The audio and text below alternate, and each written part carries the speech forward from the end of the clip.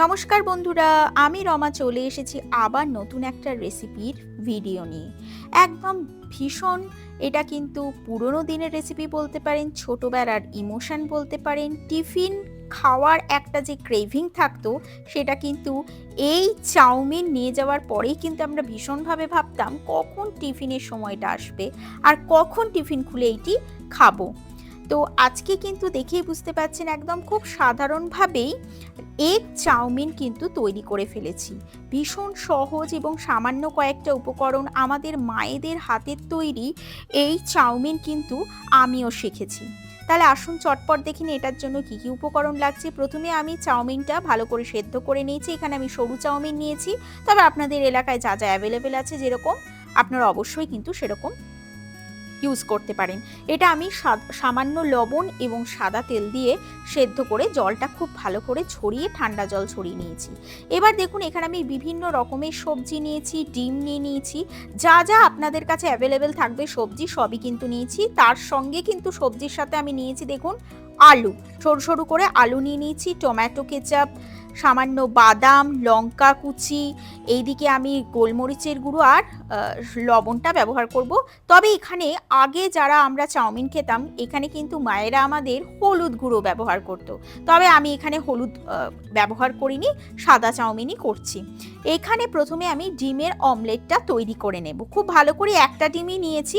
এখানে আমি সল্ট দিয়ে খুব ভালো করে ডিমটাকে ফেটিয়ে নেব। কড়াইতে 2 টেবিল চামচ মতো রিফাইন্ড অয়েল দিয়ে দিয়েছি। এবার আমি বাদামটাকে খুব ভালো করে ভেজে নেব।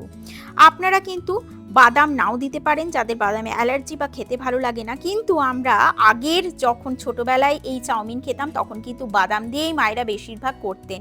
ভীষণ ভালো লাগে, টেস্টি হয়। যারা নতুন দেখছেন তাদের বলবো অবশ্যই এইরকম করে, অনেকেই বানিয়েছেন আমি জানি, একবার হলেও যারা বানাননি অবশ্যই কিন্তু এইরকম প্রসিজিওরে বানাবেন, ভীষণ টেস্টি হয়।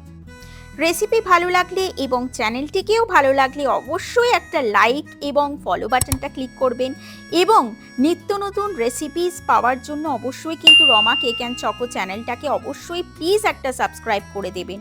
এবং আপনাদের ডিমান্ড একেবারে সবসময় আমি আপনাদের মান্যি দিয়েছি, এবং অবশ্যই বলবো যে আপনারা কি কি দেখতে চাইছেন রেসিপিস অবশ্যই শেয়ার করবেন, এবং কমেন্টের মাধ্যমে কিন্তু আমরা সমস্ত কোয়ারির অ্যান্সার দিয়ে থাকি।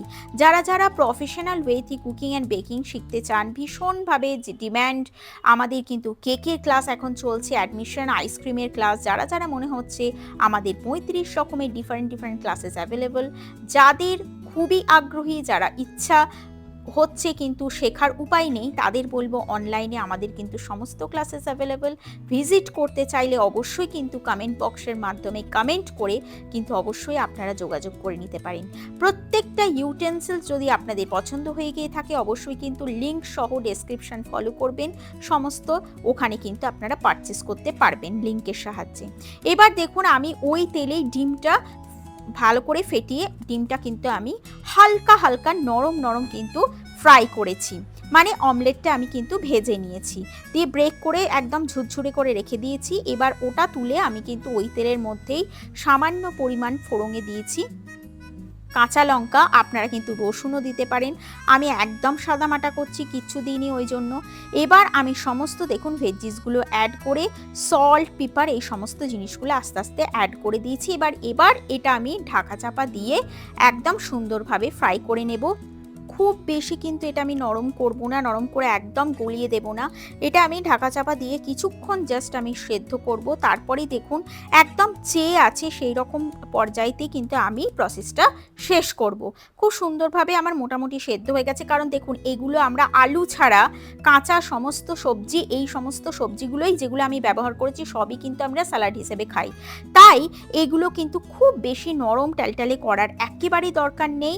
দেখুন আমার খুব সুন্দরভাবে সেদ্ধ হয়ে গেছে। এবার আমি এখানে 3 রকমের সস ইউজ করেছি, 3 রকম বলতে সরি, এখানে ভিনিগার ইউজ করেছি আমি 1 টিএসপির মতো, 1 টিএসপি ভিনিগার, এবং আমি আন্দাজ অনুযায়ী টমেটো কেচাপ, মিষ্টি টমেটো কেচাপ, কারণ বাচ্চাদেরও ভীষণ ভালো লাগবে, এবং সামান্য পরিমাণ যাতে কালার না চেঞ্জ হয় তার জন্য সামান্য পরিমাণ আমি এখানে কিন্তু সয়া সস ইউজ করেছি, ডার্ক সয়া সস। আপনারা লাইটও ইউজ করতে পারেন, এছাড়াও আপনারা কিন্তু শুধুমাত্র ভিনিগার আর টমেটো কেচাপ দিয়েও করতে পারেন।